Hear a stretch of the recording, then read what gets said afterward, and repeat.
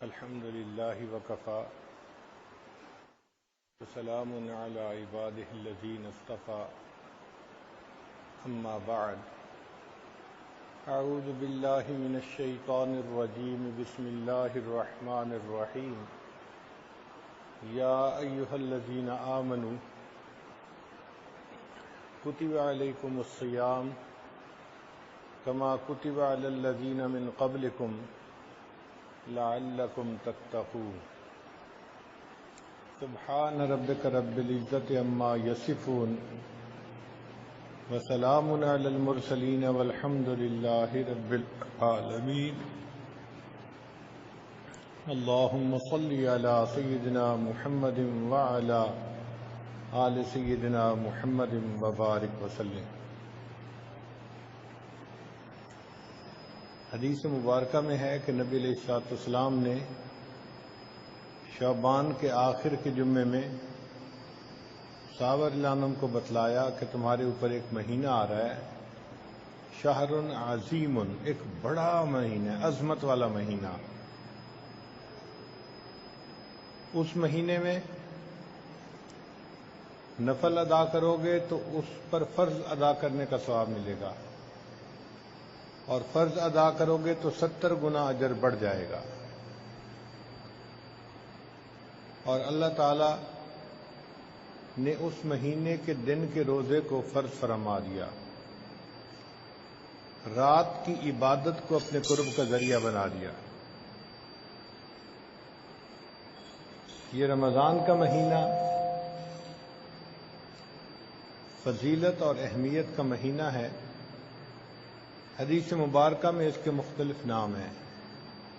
اس کو شہر الرحمہ بھی کہا گیا، رحمت کا مہینہ، شہر المغفرہ بھی کہا گیا، مغفرت کا مہینہ، شہر الغفران۔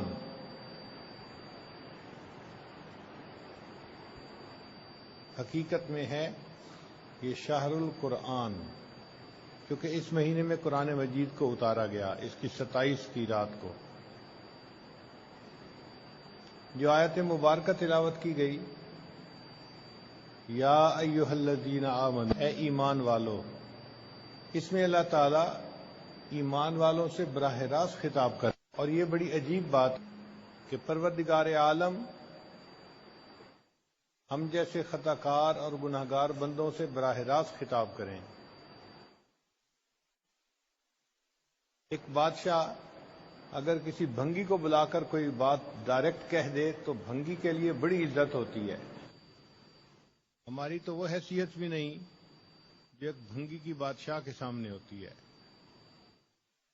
تو اللہ رب العزت براہ راست خطاب فرمائیں، یہ اس کا بڑا انعام ہے۔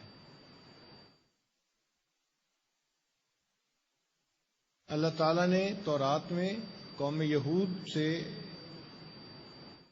چند مرتبہ براہ راست خطاب فرمایا تھا، تو یہود کے علماء کو اس بات پہ اتنی خوشی تھی کہ وہ کہا کرتے تھے نحن ابناء اللہ و احباؤہ، ہم اللہ کے بیٹے ہیں اور اللہ کے بڑے محبوب ہیں، بڑے پسندیدہ ہیں۔ اللہ تعالیٰ نے تو ہم سے براہ راست کلام فرمایا۔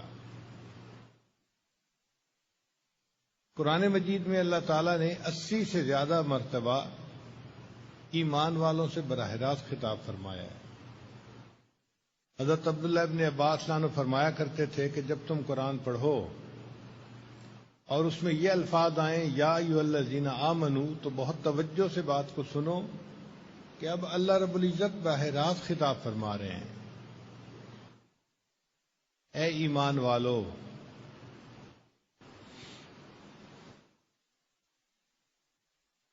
کتب علیکم الصیام، تمہارے اوپر روزوں کو فرض کر دیا گیا، کما کتب علی الذین من قبلکم، جیسے تم سے پہلے والوں پر روزے فرض کیے گئے، لعلکم تتقون، تاکہ تم متقی بن جاؤ۔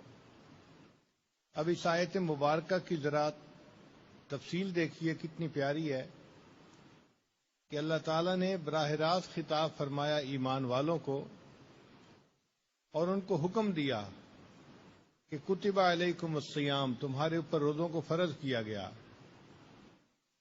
مگر اس حکم کے دینے سے ہو سکتا تھا کہ دل میں یہ بات پیدا ہوتی کہ اللہ تعالیٰ ناراض ہیں، ناراضگی وجہ سے ہمارے اوپر کوئی بوجھ لگا دیا گیا، پابندی لگا دی گئی۔ تو وہ جو ڈر تھا اس کو ہٹا دیا گیا یہ بتا کے کہ کما کتب علی الذین من قبلکم، یہ پابندی صرف تمہارے اوپر ہی نہیں لگ رہی، یہ تم سے پہلے والوں پر بھی پابندیاں لگیں، یہ کنٹینیویشن ہے عبادت کی۔ اور یہ بھی بتا دیا کہ اس کا مقصد تمہیں نعمتوں سے محروم کرنا نہیں ہے، بلکہ مقصد یہ ہے لعلکم تتقون، کہ تم متقی بن جاؤ، یعنی اس کا فائدہ بھی ہمارا ہی ہے۔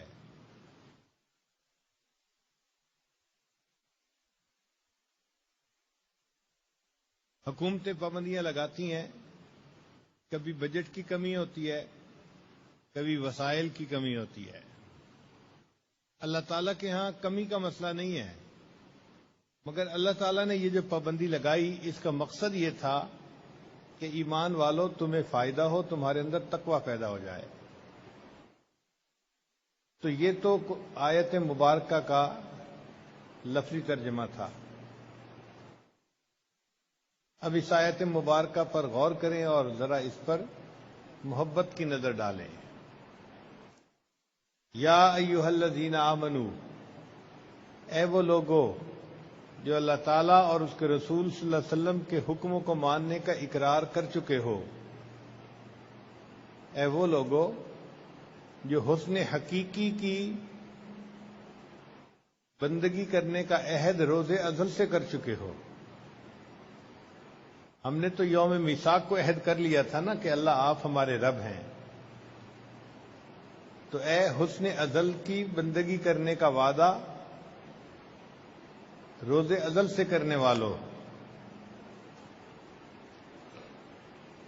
اے حسن حقیقی کے چاہنے والو، توحید کے علمبردارو،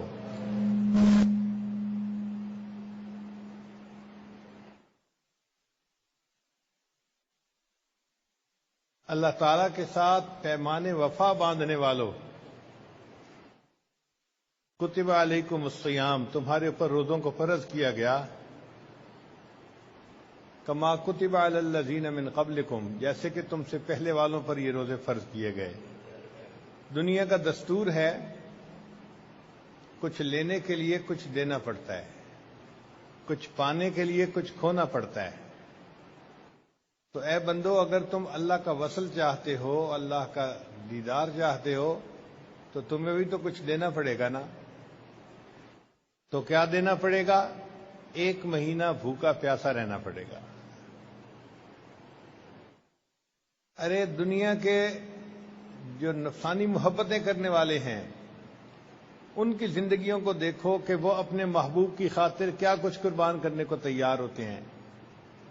فرحاد ایک عورت کا عاشق تھا اور اس کی خاطر وہ پورے پہاڑ کو کھودنے کے لیے تیار ہو گیا تھا۔ اگر نفسانی محبت والا ایک بندہ پورے پہاڑ کو کھودنے کے لیے تیار ہے، اس کے مقابلے میں 1 مہینہ دن میں بھوکا پیاسا رہنا یہ کوئی اتنی بڑی پابندی تو نہیں ہے۔